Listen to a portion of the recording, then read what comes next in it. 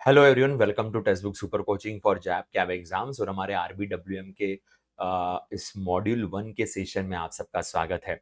दोस्तों, मैंने आपको लास्ट टाइम भी कहा था कि इस मॉड्यूल 1 के 100 एमसीक्यूज हम आपके साथ डिस्कस करेंगे, तो उसी सीरीज में वापस एक बार मैं आपका स्वागत करता हूं। तो इस सीरीज के अंदर और कुछ क्वेश्चंस हम डिस्कस करेंगे। आज के सेशन के अंदर भी हमारे एक 20 क्वेश्चंस का डिस्कशन होगा आपके साथ। दोस्तों, ये आज का जो हमारा सेक्शन का डिस्कशन है वो बड़ा सिंपल सा है।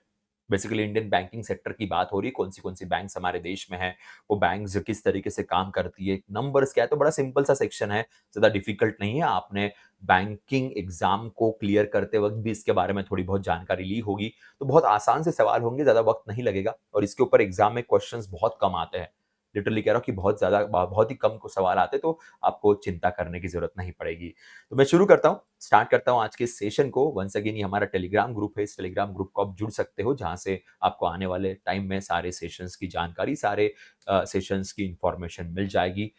दोस्तों, अगर चैनल को सब्सक्राइब नहीं किया तो एक बार जल्दी से चैनल को भी सब्सक्राइब कर दीजिएगा। तो सबसे पहले सवाल की तरफ जाते हैं। Which act regulates Indian banks? कौन सा एक्ट है जो भारतीय बैंकों को रेगुलेट करता है? ये सवाल यहाँ पे पूछा गया है। शेड्यूल बैंकों को क्रिएट करने के लिए हमारे पास आरबीआई एक्ट ऑफ 1934 तो है, पर बैंकों को रेगुलेट करने के लिए हमारे पास जो है बैंकिंग रेगुलेशन एक्ट ऑफ 1949 है। इसी एक्ट के तहत सारे बैंक्स को रेगुलेशन में आरबीआई रखती है। देखो, बैंक बनाने के लिए जो शेड्यूल क्राइटेरिया वो आरबीआई एक्ट ऑफ 1934 का सेकंड शेड्यूल होगा। के एनबीएफसी के लिए हमारे पास कंपनीज एक्ट है। सेबी तो आपको पता ही है कि वो stock exchange, mutual fund, share market के ऊपर वॉच रखेगी के। और यहाँ पे banking regulation act.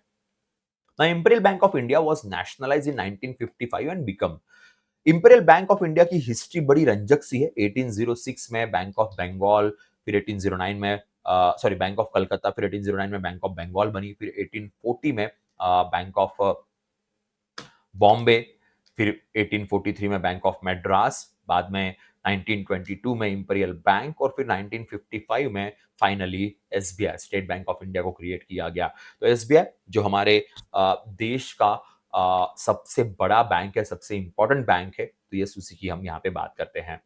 How many public sector banks are there currently in India? काफी सारी पब्लिक सेक्टर बैंक्स है जिनको हमने मर्ज कर दिया। कुछ पब्लिक सेक्टर बैंकों को हमने बंद भी करवाया over the period of time. तो अभी हमारे पास टोटल 12 पब्लिक सेक्टर बैंक्स बची हुई है। एसबीआई भी इसी का पार्ट है, because SBI is public sector bank, तो उसको हम डिनाई नहीं कर सकते। तो टोटल 12 पब्लिक सेक्टर बैंक्स हमारे देश में बनाई गई है। How many private sector banks operate in India? तो भारत में प्राइवेट सेक्टर बैंक्स कितनी काम करती है? टोटल 21 प्राइवेट सेक्टर बैंक्स है जो आज के डेट में भारत में काम करती है। आईडीबीआई भी एक प्राइवेट सेक्टर बैंक है। ये नंबर बढ़ के अभी 22 हो जाएगा नेक्स्ट ईयर, क्योंकि एयू स्मॉल फाइनेंस बैंक जो है उसको इन प्रिंसिपल अप्रूवल मिला है के, और आने वाले समय में वो एक नॉर्मल बैंक की तरह वर्क करना शुरू करेगी नेक्स्ट ईयर से। पर फिलहाल इन प्रिंसिपल अप्रूवल है, तो मैं उसको इस कैटेगरी में नहीं डालेंगे। आरबीआई ने भी नहीं डाला हुआ है, वो नेक्स्ट ईयर उसको शायद इस कैटेगरी में। तो 22 बैंक्स नेक्स्ट ईयर से हमारे पास प्राइवेट सेक्टर यूनिवर्सल में बन जाएगी। फॉरेन सेक्टर बैंक्स कितनी है? तो टोटल फॉरेन सेक्टर बैंक्स की अगर बात की जाए तो हमारे देश में आज के डेट में 45 फॉरेन सेक्टर्स बैंक काम करती है। उसमें से कुछ बैंक है जिनकी होली ओन सब्सिडरी है। फॉर एग्जांपल हम बात करते हैं डीबीएस बैंक है, स्टेट बैंक ऑफ मॉरिशस है, के एक हमारा एमिरेट बैंक है, जिनकी फुल्ली ओन सब्सिडरीज है, कि बाकी तो अपनी बस ब्रांचेस ओपन करके भारत में काम करते हैं।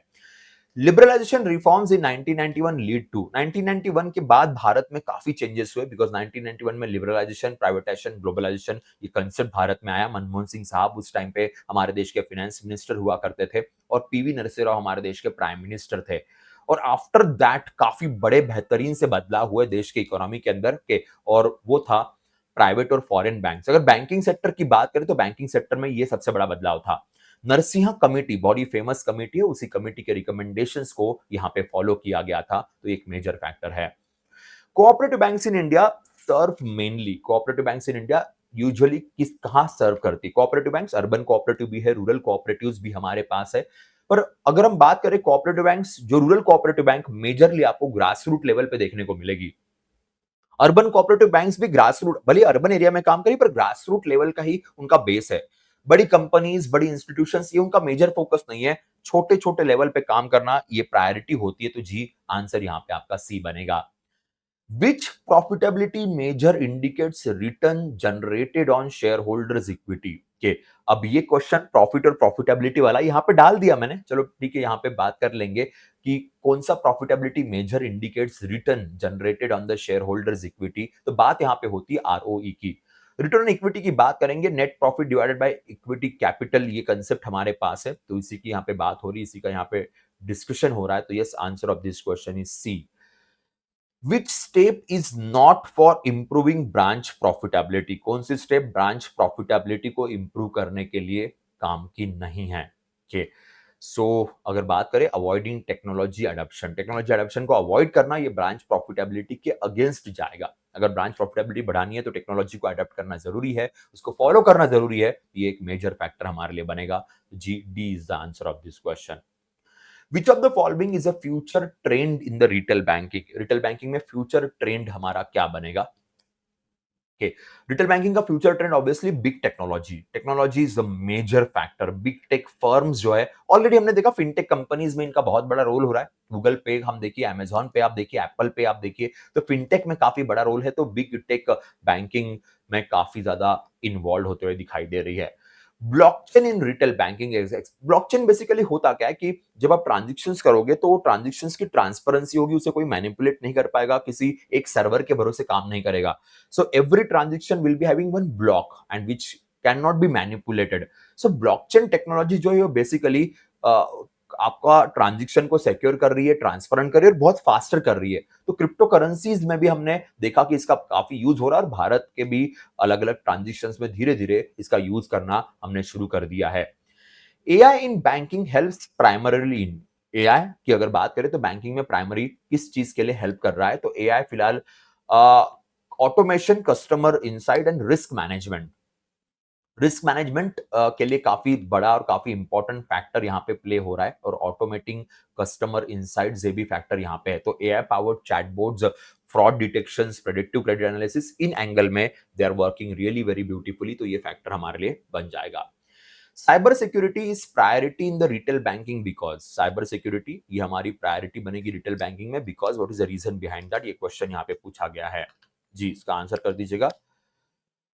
Answer of this question is B, increasing digital transactions expose banks to cyber risk. B is the answer of this question. Cyber fraud और हैक्स को थोड़ा रोकने के लिए तो cyber security is a very important factor. अभी recently RBI ने सारे बैंकों को कहा है, इवन फाइनेंस मिनिस्ट्री ने आरबीआई को कहा है कि create something which is centralized to detect the frauds, to detect the cyber threats.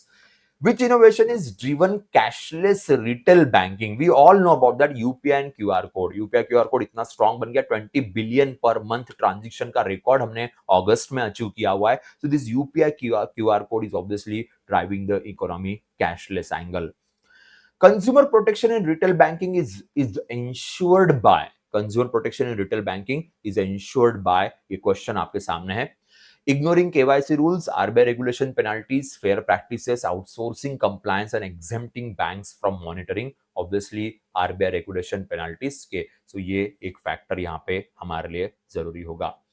Credit score model helps in retail banking by, credit score आता है, सिबिल स्कोर की बात बहुत बार होती है। आप अब बैंक में काम कर रहे हो, आपको अच्छे से पता होगा कि क्रेडिट स्कोर के थ्रू हम लोग बोरोवर का बिहेवियर, उसका क्रेडिट वर्दीनेस, ये सारी चीजें चेक करते हैं। ये सारे इंपॉर्टेंट फैक्टर्स हमारे यहाँ चेक होते हैं। तो yes, A is the answer of this question, absolutely right. Which is a major challenge for retail banks in India? Bharat के रिटेल बैंक्स का मेजर चैलेंज क्या है? ये क्वेश्चन आपके सामने है। जी, आंसर कर दीजिएगा। The major challenge for retail banks in India, and the major challenge is inadequate MIS and risk management के। तो ये एक मेजर चैलेंज है, inadequate MIS and risk management के, तो ये मेजर चैलेंज हमारे पास तो एनीवेज है। The primary reason for growth in retail banking in India is, primary reason क्या है रिटेल बैंकिंग में ग्रोथ का भारत के अंदर? तो yes guys, sorry, young Indians comfortable with credit and digital banking, so ये सबसे बड़ा रीजन है। Mass market retail service includes, mass market के क्लास और मास के ऊपर कई बार मैंने बात की है, saving account, personal loans, mortgages, credit cards, ये मास मार्केट के अंदर आएगा। Retail banks enhance liquidity through, retail banks अपनी लिक्विडिटी किसके थ्रू एनहांस करती है? So it enhances through value added services like credit cards के। सो इससे बेसिकली ना हम पैरा बैंकिंग की बात करते हैं, क्रॉस बैंकिंग की बातें होती है, तो वही फैक्टर यहाँ पे आपके लिए रहेगा। तो सिंपल से सवाल थे ये 20 क्वेश्चंस काफी आसान थे। एक और सेशन इस मॉड्यूल के अंदर हमारा होगा, तो टोटल 100 प्लस क्वेश्चंस हम डिस्कस कर लेंगे, जिसको मैं कल आपके लिए लेके आऊंगा। तब तक के लिए दोस्तों बाय बाय, टेक केयर।